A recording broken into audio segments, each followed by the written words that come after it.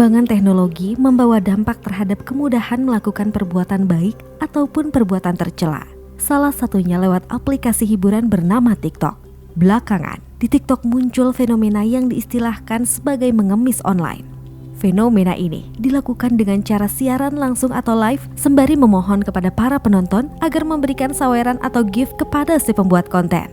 Agar penonton memberikan saweran, si pembuat konten rela melakukan beragam hal, mulai dari mandi lumpur, berendam, memakan cicak, dan berbagai hal tak lazim lainnya.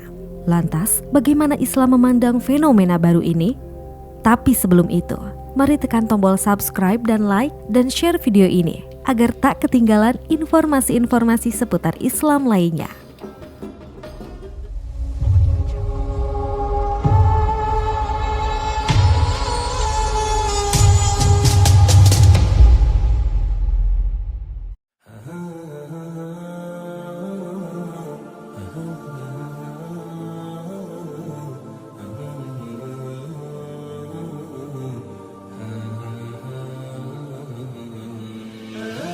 Mengemis bertentangan dengan ajaran Islam, apapun metodenya.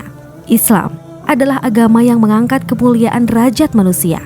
Dalam Islam, dikenal dengan prinsip yang berasal dari hadis Nabi SAW riwayat Muslim. Tangan di atas lebih terhormat daripada tangan di bawah. Dalam keadaan sesulit apapun, umat Islam juga dihimbau untuk memegang prinsip ini sembari terus berikhtiar mencari solusi. Imam An-Nasa'i meriwayatkan hadis dari Abu Hurairah bahwa Nabi SAW bersabda, sedekah yang paling afdol adalah sedekah dari orang yang serba kekurangan.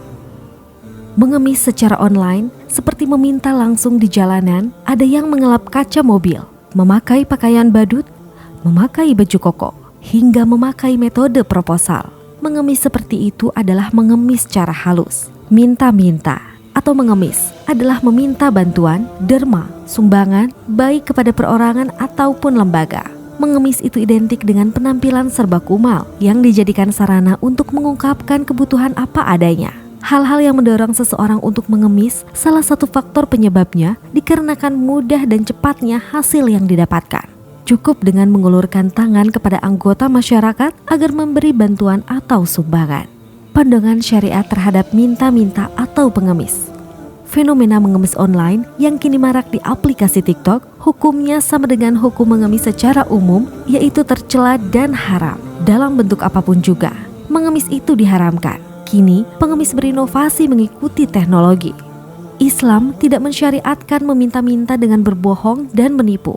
Alasannya bukan hanya karena melanggar dosa, tapi juga karena perbuatan tersebut dianggap mencemari perbuatan baik dan merampas hak orang-orang miskin yang memang membutuhkan bantuan. Bahkan hal itu merusak citra baik orang-orang miskin yang tidak mau meminta-minta dan orang-orang yang mencintai kebajikan, karena mereka dimasukkan dalam golongan orang-orang yang meminta bantuan, padahal sebenarnya mereka tidak berhak menerimanya.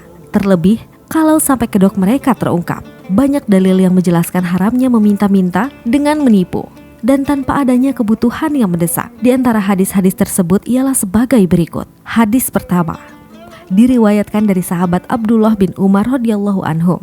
Ia berkata, Rasulullah SAW bersabda, seseorang senantiasa meminta-minta kepada orang lain sehingga ia akan datang pada hari kiamat dalam keadaan tidak ada sekerat daging pun di wajahnya.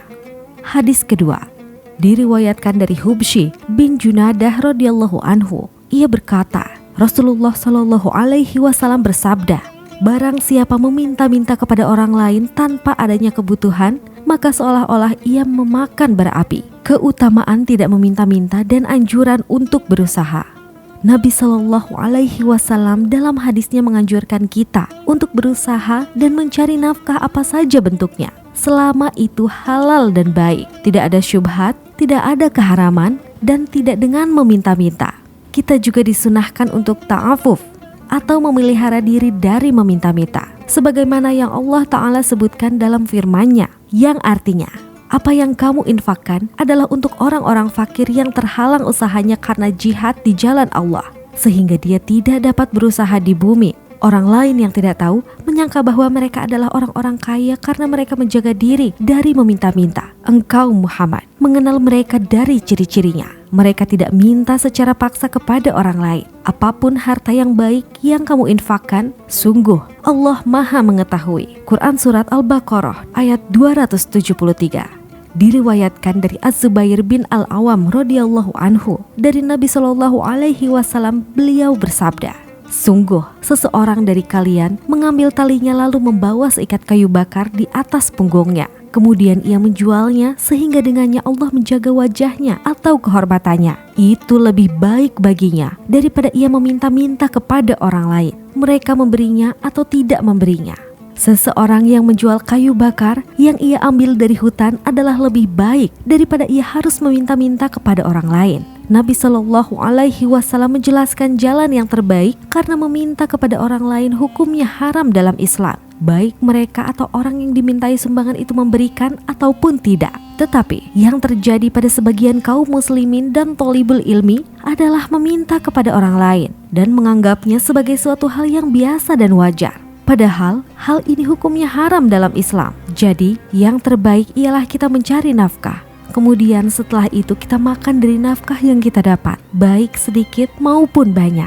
Dan sesuatu yang kita dapat itu lebih mulia daripada meminta-minta kepada orang lain. Sebagian dari sahabat adalah orang-orang miskin, tetapi mereka tidak meminta-minta kepada orang lain walaupun mereka sangat membutuhkannya. Tetapi orang-orang yang tidak mengetahui menyangka bahwa mereka adalah orang-orang kaya, disebabkan mereka menjaga kehormatan diri mereka dengan tidak meminta-minta kepada orang lain. Orang yang paling berbahagia dan yang paling beruntung dalam hidup ini adalah orang yang merasa cukup dengan apa yang Allah berikan. Sungguh beruntung orang yang masuk Islam, diberikan rizki yang cukup dan dia merasa puas dengan apa yang Allah berikan kepadanya. Kita harus yakin bahwa hanya Allah lah yang mendengar kesulitan kita. Adapun manusia, mereka tidak suka mendengar kesulitan orang lain. Islam menganjurkan kita untuk berusaha berdasarkan ayat-ayat dan hadis-hadis Rasulullah Shallallahu alaihi wasallam.